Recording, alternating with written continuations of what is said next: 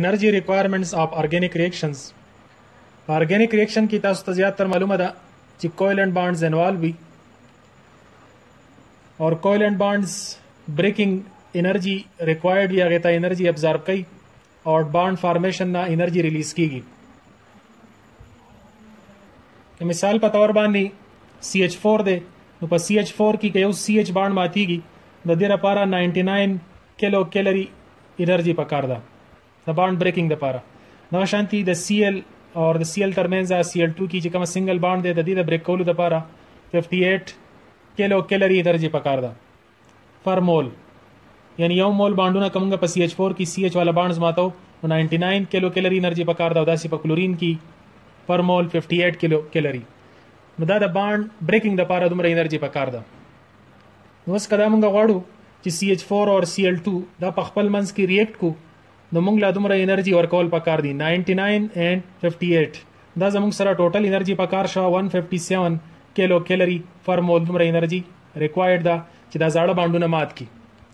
نوی باندونه چې بیا جوړیږي نو چې کومه هایدروجن ریلیز شو به د کلورین سره ملاو شي نو جوړ به کی HCl اور بل به د CH3 سره بل Cl ملاو شي this is CH3Cl په دې دوران کې انرژي ریلیز کیږي. نو دغه ریلیز انرژي چې کومه راځي HCl لپاره 81 کیلو کیلری ده اور د CH3Cl کاربن او کلورین بانډ فارمیشن په دوران کې 103 کیلو کیلری انرژي ریلیز کیږي. نو ټوټل دا شو 184 کیلو کیلری انرژي پر مول دا ریلیز کیږي. نو ریکوایرډ انرژي 157 کیلو کیلری ده اور ریلیز انرژي 184 ده. دا کومه انرژي چې ابزارب کیږي دته ویل کیږي انرژي N.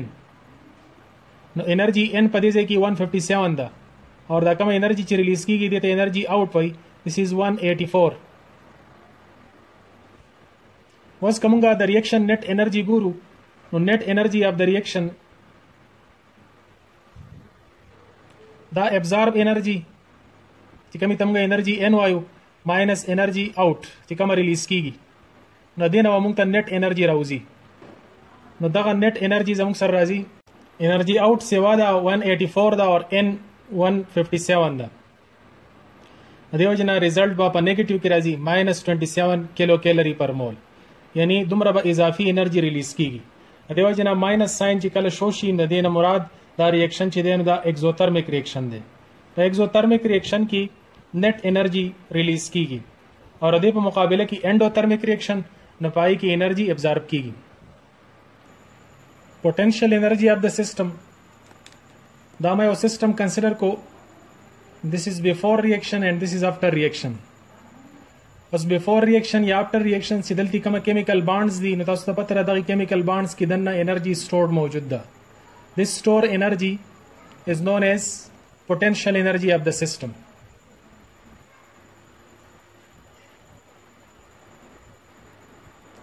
activation energy طرف ترازو دا یو سپیشي مالیکول ما کنسیډر کو AB مالیکول two atoms د جوړ دی یو A ما منشن کړی دی یو B سنگل کوولنٹ بانډ په ذریعہ باندې دی او یو بل سپیشي د C. وس دا دوانه چې کله د یو بل سره ټکراویږي نو د دیو د ټکراوېدو نه د کولیجن نه خپل منځ کې کیږي ریاکشن. وس کولیجن څنګه چې تاسو با کولیجن تیوري کې ویلي چې پراپر اورینټیشن پکار دی نو که پروډکټ تاسو ګورئ نو AC جوړیږي اټ مین C به ټکراویږي د A طرف نه. was the A side سره C ټکراو شو په ریزلټ کې جوړ شو AC او د B سره بانډ مات شو د C سره ډیولپ شو د A بانډ او د B سره مات شو نو په ریزلټ کې AC اور B د زموږ سره جوړ شو پروډکټ. نو دا سایډ زموږ سره د ریاکټنټ او دا سایډ زموږ سره د پروډکټ. اوس مین خبره دا چې دا دوانه کله ټکراویږي او ریاکشن کیږي د ریاکشن په دوران کې دوی چې کله موومنت کوي او بل سره ټکراویږي نو کاینټیک انرژي یو صحیح سب پورشن دا کنورټ کیږي پوتنشل انرژي اف د سیستم ته. نو د دې سیستم پوتنشل انرژي انکریز شي د دې سیستم پوتنشل انرژي انکریز شي او دا چې کله د حد پورې انکریز شي چې هغه د نیو بانډ فارمیشن او د اولډ بانډ بریکینګ سٹارټ کی نو د مینیمم اماونت اف انرژي ته چې هغه په یو ریاکشن یا ریاکټنټس کی چینج راولي دغه په بانډز کی دغه په سټرکچر کی د دې قسم انرژي ته ویل کېږي اکټیویشن انرژي. So the minimum amount of potential energy that must be provided by the collision of the reacting molecules for the reaction to occur is called activation energy. نو هغه کم سے کم انرژي چې هغه د کولیجن په دوران کې پرووایډ کړی شي نو د هغې د وجې نه ریاکشن اکر شي this minimum energy is known as activation energy. اوس ریاکشن په دوران کې چې کومه انرژي چینجز راځي هغه موږ منشن کوو. د اباو ریاکشن ما دوباره واخیستو C plus AB goes to CA plus B. دا تاسو ته یو ګراف ښکاري چې په دې ګراف باندې په ورټیکل ما پوټنشل انرژي شو کړې ده اور په هاریزنټل باندې ریاکشن پروګرس ما شو کړی دی. اوس د دې دواړو د کولیجن نه مخکې د سیسټم ایز ا هول د سی اور د ای بي به یو خاص پوټنشل انرژي وي دغې ته پوټنشل انرژي اف د سیسټم وایي. اوس چې کله د کولیجن په دوران کې دې ته کولایډ شي اور دې ته مزید انرژي میلاو شي نو دې په دې سیسټم په دې پوټنشل انرژي کې به انکریز راشي. کله چې بیا پوټنشل انرژي یو داسې سټیج ته ورسي چې په هغه ځای کې د سی اور د ای ترمنځ بانډ فارمیشن اور د ای اور د بي ترمنځ بانډ بریکینګ شروع شي نو دغه د دې میکزیمم سټیټ دی. په دغه ځای باندې نه پس په بیا زموږ سره ډاون پیک شروع کیږي. په دې سټیج باندې تاسو ګورئ سی اور ای ترمنځ ما بلیک ډاټډ شو کړي دا بانډ فارمیشن دی اور د ای او د بي ترمنځ ما ریډ ډاټډ شو کړي دا بانډ بریکینګ دی. نو دا زموږ سره یو کلسټر اف مالیکول جوړ شو چې دا انسټیبل سپیشي دا او دې سټیټ ته مونږه ټرانزیشن سټیټ وایو. نو ټرانزیشن سټیټ نه بعد سی ای بانډ فارمیشن کمپلیشن طرف ته لاړ شي اور بی مکمل طور باندې جدا شي نو چونکې بانډ بریکینګ کیږي نو واپس انرژي ریلیز کیږي. نو بانډ فارمیشن وشو د سی ای اینڈ بی دا جدا شو دا زموږ سره جوړ شو پروډکټس او دا زموږ سره جوړ شو ریاکټنټس. اوس د دې ریاکټنټس نه د ټرانزیشن سټیټ پورې چې دا کومه انرژي بیریر موجود دی دا انرژي تر څو پورې دې ته نه پرووایډ کړل شوي نو ریاکټنټ پروډکټس ته نه کنورټ کیږي. دې انرژي ته ویل کیږي اکټیویشن انرژي. نو دا کم سے کم انرژي ده. اوس دا ریاکټنټ چې کله دا ټرانزیشن سټیټ بیریر کراس کوي او دا غنه پس د سیسټم ایز ا هول انرژي ډاون کیږي نو کدا انرژي دومره زیاته ډاون شو چې د انیشل سټیټ په نسبت باندې د ریاکشن کېدو نه مخکې چې کومه انرژي ده نو ایز ا هول سیسټم دغه انرژي ګریټر وا ایز کمپیر ټو دیس ون لکه څنګه چې تاسو تخکاری دغه ګریټر ده نو چې کله انرژي ډیره زیاته ډاون شي د سیسټم د انیشل سټیټ په نسبت باندې ډاون شي داسې قسم ریاکشن زموږ سره ایکزوترمیک ریاکشن وي. اور که ان کیس زموږ سره ټرانزیشن سټیټ نه بعد پروډکټ جوړ شو لیکن پروډکټ والا انرژي د ریاکټنټ والا انرژي نه سیوا وه اور دلته زموږ سره دا پروډکټ په دې فارم کې جوړ شو او انرژي اف د پروډکټ ګریټر وا ایز کمپیر ټو انرژي اف د ریاکټنټ نو دا به زموږ سره بیا انډوترمیک ریاکشن وي.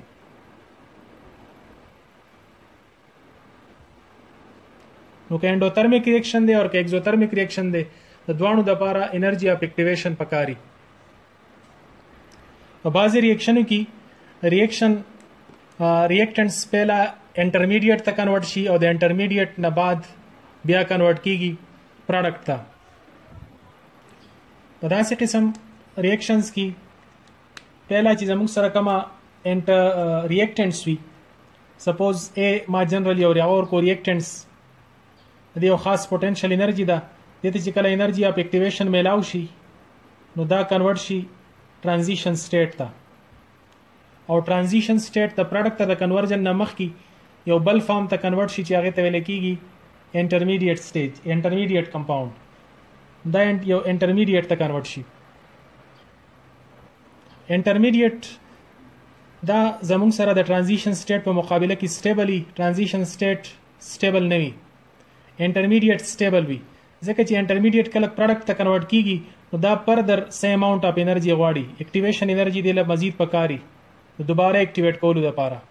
د دې وجه نه انټرمیډیټ د ټرانزیشن سټیټ په مقابله کې دا سټیبل وي ځکه چې ټرانزیشن سټیټ ډایرکټ کنورټ کیږي پروډکټ ته او انټرمیډیټ چې دی نو دا دوباره اکټیویشن انرژي غواړي او بیا کنورټ کیږي پروډکټ ته.